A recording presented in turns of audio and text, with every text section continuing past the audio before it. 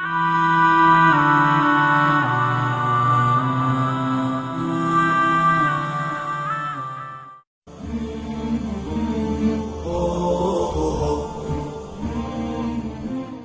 the imagery that I want to share with you is one that will help you understand the larger concept of Surah Al-Asr.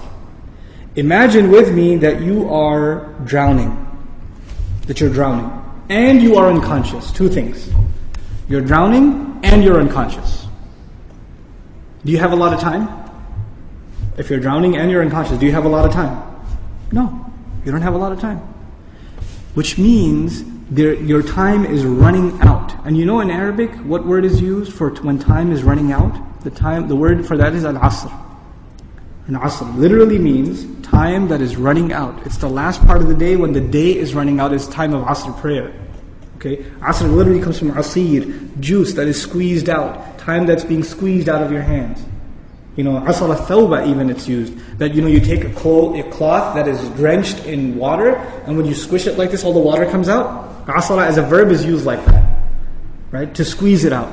So Allah talks about this time. You're drowning, you're unconscious, your time's running out. What's the first thing you need to do to be able to survive if you're in that position?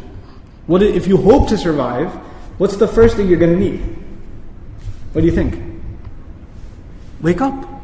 That's the first thing you're going to need. If you're unconscious, then you're finished. The very first condition has to be you have to wake up. And even if you were in the most wonderful dream, and in your dream you were enjoying the greatest success, you're driving a Ferrari down, they have these car commercials with the hills and the highways on the side, the water on the other side, right? You're in one of those cars, the top's been dropped off, and you're just cruising along the highway, enjoying life. That's your dream. But when you wake up, what do you realize? You're drowning. You're underwater. That's the first condition. You have to wake up.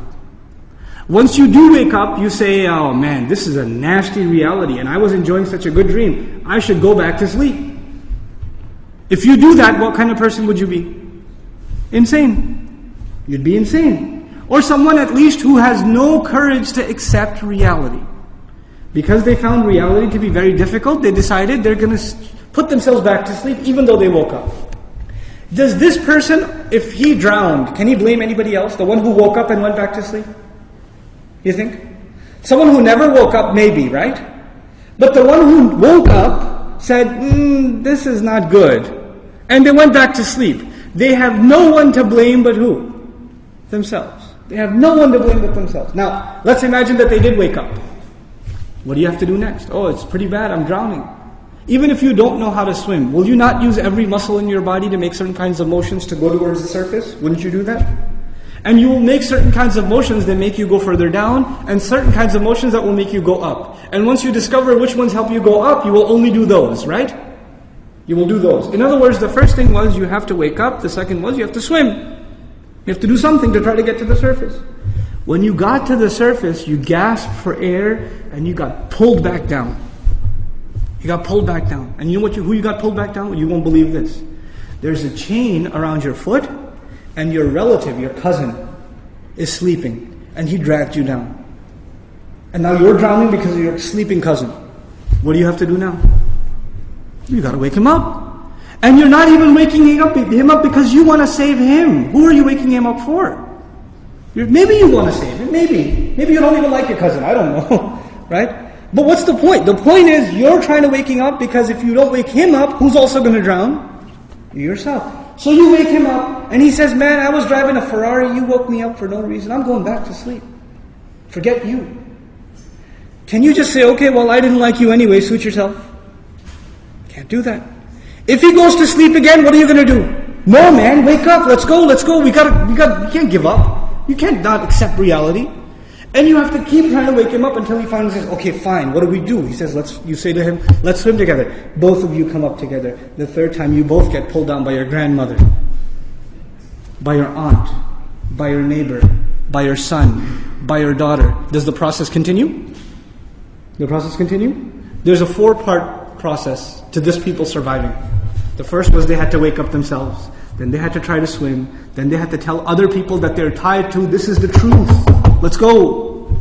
And even if they got tired and one of them said, man, I can't do this anymore. We've been doing this now over and over again. I don't know if I can do it anymore. And the other one says, no, we are all going to survive together. You have to do this. Come on, let's go, let's go, let's go. Keep going, keep going. You ever seen those kinds of movies where they're trying to escape from some army and one of them gets tired and says, I can't run anymore. What do the others do?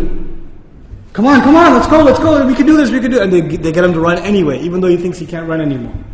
They work with each other because their survival depends on each other. They work together desperately.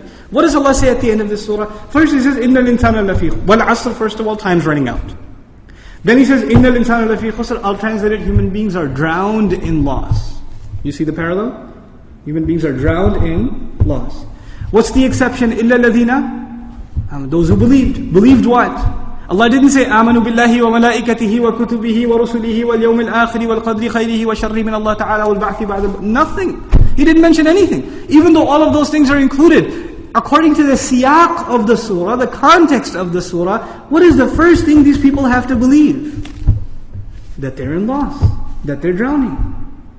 And if they do come to believe that, and they correct their iman, what's necessarily going to happen? They're going to swim and move upwards. How does Allah describe this action? وَعَمِلُوا الصَّالِحَاتِ. They do good things. They do things that help reconcile the situation. By the way, salih is an adjective here, salihat, jam'u mu'annath salim, which literally means that which corrects something. Something was wrong and it corrects it. So they do actions that correct the situation. Literally like the guy trying to swim. But because they were tied to other people, what else did they have to do? وَتَوَاصَوْا بِالْحَقِّ. They had to tell the other the truth. And it's not even أخبروا عن it. They told them about the truth. No. You have to wake him up and let's go, we have to go. No matter, and over again. Tawasi even has takrar in it. It has repetition. Over and over again they said, this is the truth, this is the truth, this is the truth. You know why? Because the people you're trying to save, even if you wake them up temporarily for 20 minutes, 30 minutes during a khutbah, guess what happens when the khutbah is done?